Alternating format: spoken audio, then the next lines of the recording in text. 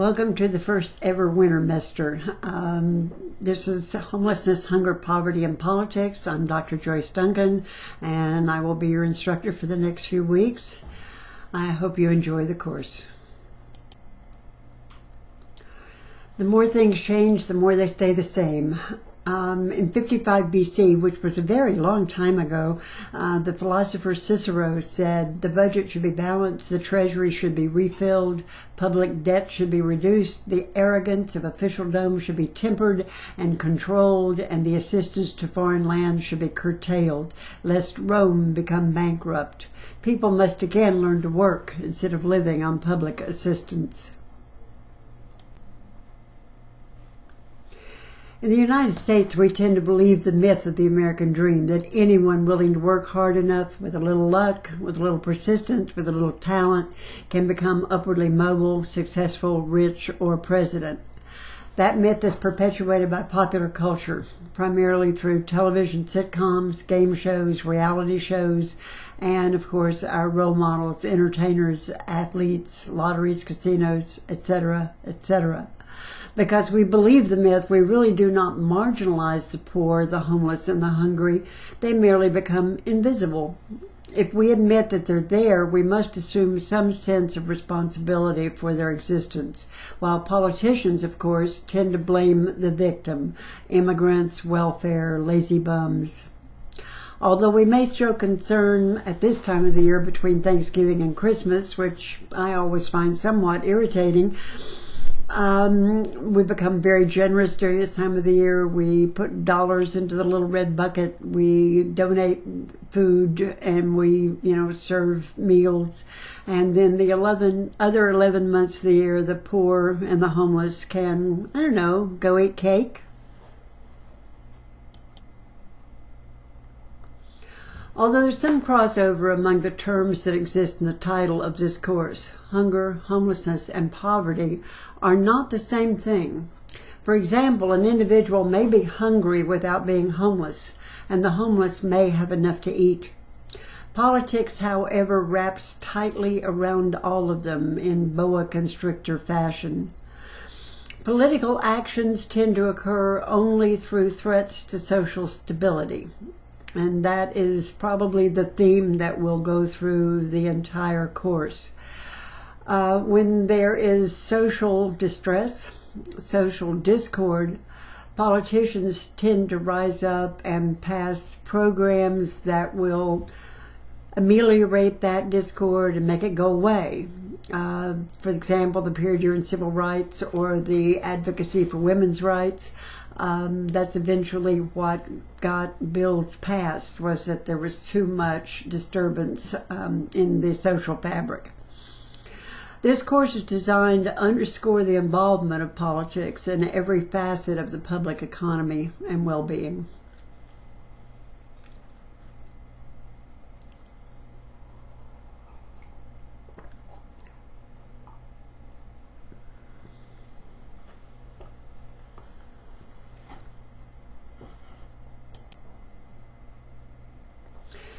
Before we actually begin, we should dispel a few myths that exist.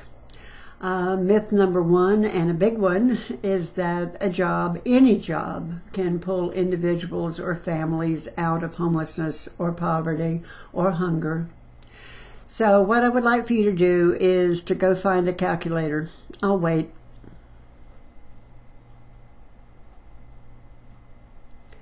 Okay. Now that you have your calculator, I'd like for you to enter $7.25, which is the current minimum wage. Multiply that by 40 hours a week. Multiply that by 4 weeks in a month. Your final figure should be $11.60. Multiply that by 0.15, which is pretty much the standard tax for that tax bracket, and subtract that amount from the previous figure, which should leave you $9.86. Divide $9.86 by 3 and take away 1/3 of 986 by subtracting from the previous figure, which should leave you 658. After that, subtract utilities, food, transportation, insurance, medical expenses, medication, childcare, clothing, school supplies, etc., and see what you have left if you work 40 hours a week for minimum wage.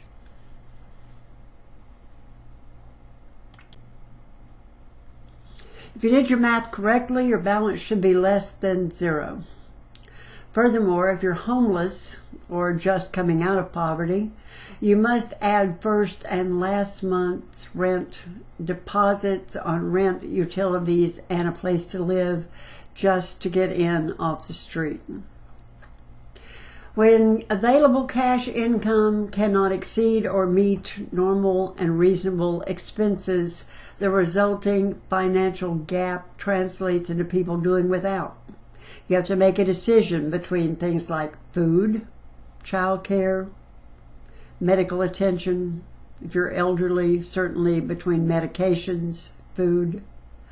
A minimum wage worker would have to work 87 hours a week to afford a 2-bedroom apartment at 30% of his or her income, which is the federal definition of affordable housing.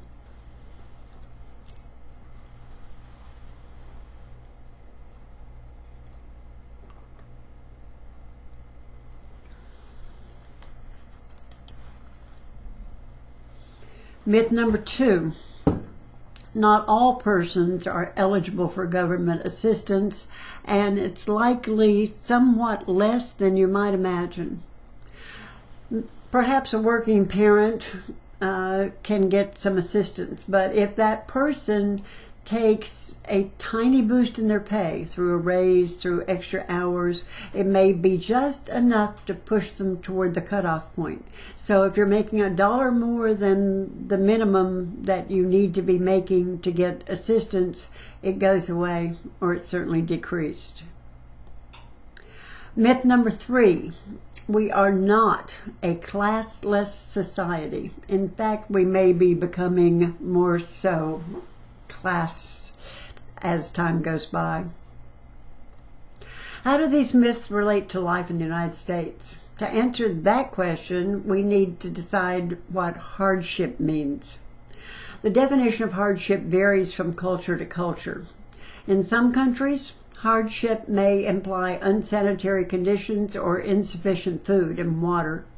In the United States, it could mean the absence of a car or a television set. In 1776, Adam Smith, who was probably the first real economist, wrote The Wealth of Nations. He said that social perception determines economic hardship. In other words, if I think I need it and I don't have it, I'm underprivileged. If you have it and I don't, I'm underprivileged and maybe oppressed.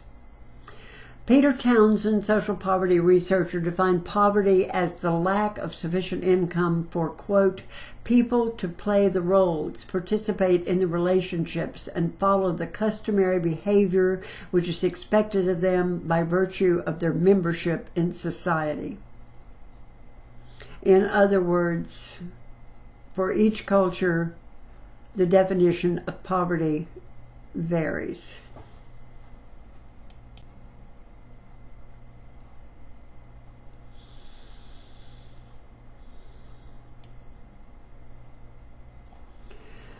To understand where we are, you have to understand how we got here. So, briefly, to talk about aid early in the United States, beginning in Colonial America. Relief, which is what aid or assistance was called at that time, was usually locally financed and administered, which makes perfect sense. I mean, it was a small country, few people living in small communities. So that community helped out the people who needed the help. They offered direct aid to the unemployable, and the term worthy poor was probably invented in colonial America and is still around as opposed to the unworthy poor. The young were apprenticed to learn a trade, and work relief was offered for able-bodied adults. Parents were not only legally liable for their children, the children were legally liable for their parents. So if a parent could not or would not work, their children were put to work to support the parents. Persons refusing to work were whipped, brandied, pilloried, stoned, or evicted from the community. The poor could be auctioned off to the highest bidder or placed in an asylum if one was available.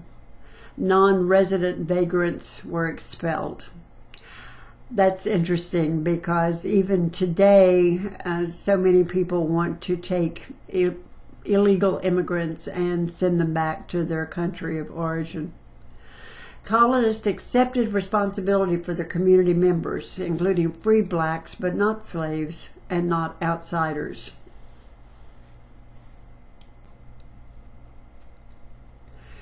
By the 1800s, we had moved to an age of industrialization and urbanization, and the attitude changed to laissez-faire. Persons considered the money used to care for the poor as interfering with labor mobility and contributing to overpopulation, lower wages, and standards of living. It was an era of rugged individualism, and in many cases this country has always been and still is mired in rugged individualism. And the poor were thought lazy, morally degenerate, and labeled dependent, defective, and delinquent. If no jobs were available, let them go west. There was always the frontier. At that period in time, the West was as yet reasonably unsettled, and there were still homesteading opportunities for people. If you remember the famous saying by Horace Greeley, the New York newspaper man, "Go west, young man," and that was a possibility. If you didn't want to work here, go there. As industrialization replaced the agrarian economy, it created a generation of tramps, persons floating from place to place in search of work, and paupers, persons receiving relief or assistance from the local or county government. Interestingly, a few nights ago, I saw a thing on one of the news programs that evidently we have a new generation of tramps under this definition. There are people who have sold their homes and bought mobile homes and have formed a community, and they're traveling from place to place as temporary jobs open up. They stop, they live, they work for a while until the job ends, and then they move on. A response to our current economy, I suppose. The 1820s created the indoor relief movement. Bring them inside, put them out of sight, including institutions such as almhouses, workhouses, orphanages, and mental hospitals. Of course, the intent of all these places were to reform, rehabilitate, and morally enrich the poor. Most of the institutions were short-term residencies, some with hard conditions. It was based on the theory that if the conditions were horrible enough, people would want out of there and would go find work. Although they were funded by the states, they were managed locally, and charities and mutual aid societies continued to flourish, but primarily they gave money to people who were like them, those like us. In the post-Civil War era was the first establishment of veterans administrations, and they were called old soldiers' homes. But the very first ones were for Union soldiers only. The Confederate soldiers did not have that ability to go to those places. In the 1870s, the creation of scientific charities came into being. Big business charitable groups investigated the poor's conditions, and wealthy folks once again passed along advice based on, once again, the moral degeneration of the poor and the theory that no one would work if he or she was just handed money, given the means to survive. Although these failed in many ways, they did establish record keeping, which led to casework, which eventually led to the profession of social work. By the late 19th century, tenement and shanties with poor sanitation sprang up primarily in the inner city. The rich began a trek away from all that toward the suburbs, and the wealthy went even further out into gated estates to keep out the riffraff. A couple of terms that you probably need to understand the difference between. Rich means that you have more than a sufficient income. Wealth means refers to accumulated properties, investments, stocks, bonds, any kind of assets along those lines. Yet in the 1860 census, it revealed only 7.9% of the population received public assistance. Conditions changed little in the early 1900s. Many Southern blacks immigrated to the North, finding conditions in some cases worse than the ones they had left. Although they might have been hired as domestics, they had very minute wages. In Philadelphia, for example, African Americans made up only 4% of the population, but 8% of the destitute. Immigrants from Europe offered cheap labor for industrialization, a lot of infrastructure building, railroading, roads, that sort of thing. More than a century later, economic dislocation, legal and illegal immigrants, ethnic inequality, and the uncertainty of how to address those issues are still among us. The 20th century introduced quantitative measures, and social sciences and academics began the science of poverty. In the United States, researchers argued over minimum subsistence levels, and minimum comfort levels. Between 1909 and 1920, 43 states passed legislation requiring employers to pay workmen's compensation for persons injured at work, which was really the first organized social insurance program in the country. There was still concern for the welfare of women and children, and the Children's Bureau was formed in 1912 to collect information on child welfare, and the 1921 Shepard-Towner Act provided health education programs for mothers with babies. The period also created pension laws for widows, which kind of took away the stigma of charity. You know, it's money that my husband earned, and so it should come to me. By the 1920s, private and public charity gave way to social work, and colleges began to add programs. But then, the Great Depression. The stock market crashed, as I'm sure you know, in 1929. Between 1929 and 1933, unemployment quickly rose from 3.2% to 24.9%. By 1935, more than 20 million people were accepting aid, not necessarily because the government was kind and generous, but to alleviate the growing unrest in the country. By 1932, then President Franklin Delano Roosevelt knew the situation must change or the country would deteriorate into major social upheaval. Roosevelt and Congress created a series of agencies and acts to return the country to prosperity. Called the New Deal, it was essentially the nation's first set of entitlement programs. An entitlement is a guarantee of access to benefits based on established rights or by legislation. A right is an entitlement associated with a moral or social principle. Typically, entitlements are laws based on concepts of social equality, social justice, or enfranchisement, the right to vote.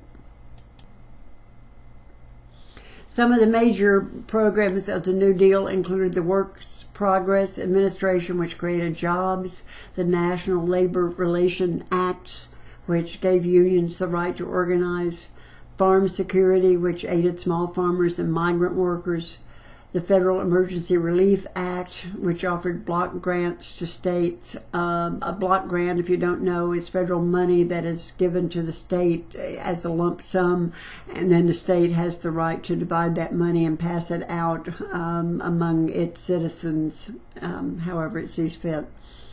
Social Security Act, pensions for the aged and unemployment insurance, aid to dependent children, The GI Bill of 1944, which offered disability, employment, education, and subsidized housing to 16 million World War II veterans. In the 1940s and 1950s, America was dubbed the affluent society with relative financial stability, except for the African Americans, the rural poor, Mexican Americans, Native Americans, and Puerto Ricans. But then,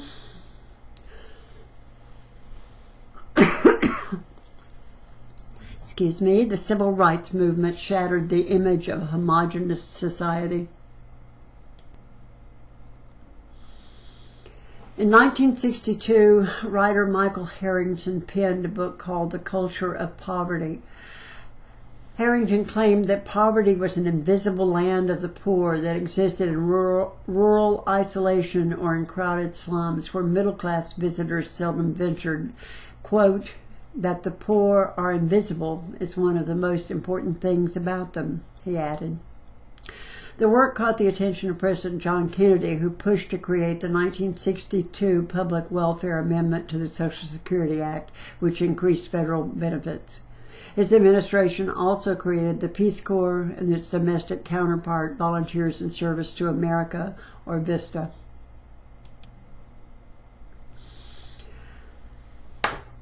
After President Kennedy was assassinated, Lyndon Johnson took the office and initiated a war on poverty under his Great Society Master Plan. If you're interested, you can access the link below and read more about the war on poverty. The war initiated a variety of new entitlement programs. Between 1963 and 1966, federal grants to the states more than doubled, with over 1 million cases added to the welfare rolls. By 1970, that had increased to 3.3 million. Johnson's plan started quite a few programs that are still around today.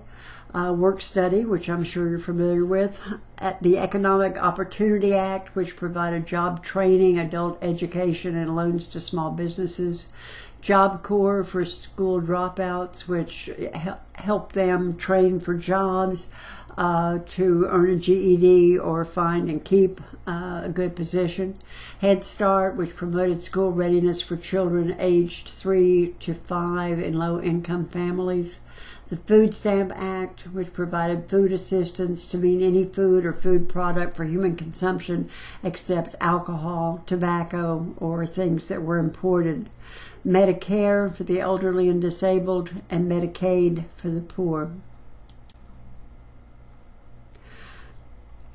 During the period, another movement arose, which is worth mentioning. Those were the community action programs. Some of them were funded with federal money. Most of these programs were developed on a grassroots level, and what grassroots means is that it starts from the people with the problem and then radiates out from there. So the best solutions to issues sometimes come from the people who are embroiled in those issues. It was a means whereby the poor could participate in formulating and administering their own local programs of social reform.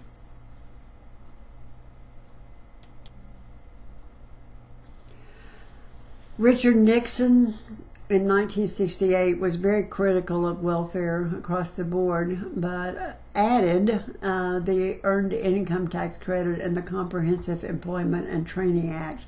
The former, if you have children and you have a very small income and you're down as head of household, you can sometimes get back a larger refund than you actually paid in to the system. The Comprehensive Employment and Training Act subsidized public service jobs for the unemployed.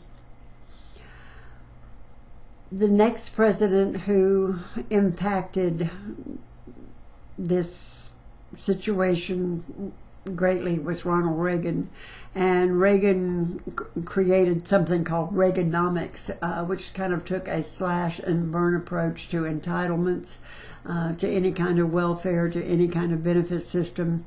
He said he wanted to, quote, end the widespread freeloading that plagued the system.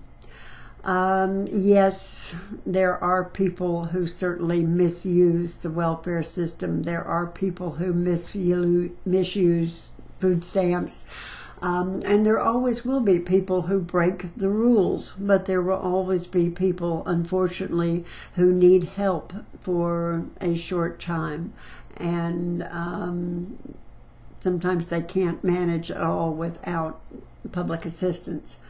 Reagan cut taxes and increased military spending with the money saved from cutting the welfare budget. George H.W. Bush, the first President Bush, in 1988 helped pass the Family Support Act and the Jobs Program. This required single parents of children over 3 to work and get training in order to receive assistance. The program did provide the money for child care and transportation while the people were in training. Bill Clinton promised in 1966 to end welfare as we know it. He set up the Personal Responsibility and Work Opportunity Reconciliation Act, abolished AFDC, and set a 2-year limit on welfare benefits. While the plan did increase employment among single mothers, their average annual earnings were only $8,000 to $12,000 a year. If you'll go back to our calculated amount, you will see that that was not necessarily financially, fiscally tenable. Some good things that did come out of Clinton's plan is that he made an effort to track down deadbeat dads, those men who abandon their family and don't send any financial help. He helped emphasize reducing teen pregnancy. He did say, however, that nearly 60% of people on welfare were not officially poor under current guidelines, and that assistance to the poor often comes at the expense of another. Passing Executive Order 12848 in 1993, which you can read if you care to. There's a link on the slide. Clinton said he was going to set up a federal plan to break the cycle of homelessness within a decade or so. Now, this was in 1993. In 2010, the Barack Obama administration unveiled a plan to end homelessness among some of society's most vulnerable groups within the next 10 years. Does this sound familiar? Obama's program is called Opening Doors. It is 74 pages. It wants to, first of all, end child and family homelessness, and then wipe out chronic homelessness. Chronic homelessness is someone who's been homeless for a year or more, and homelessness among veterans. And there's also a link to the Obama plan if you are interested in reading it. Some food for thought. Policymakers can raise requirements for high school or college graduate without funding the new demands. Educators can emphasize grammar skills without considering the vernacular that students bring to classes. Unruly students can be expelled to make the classroom safer, only to make the streets and the playgrounds less safe.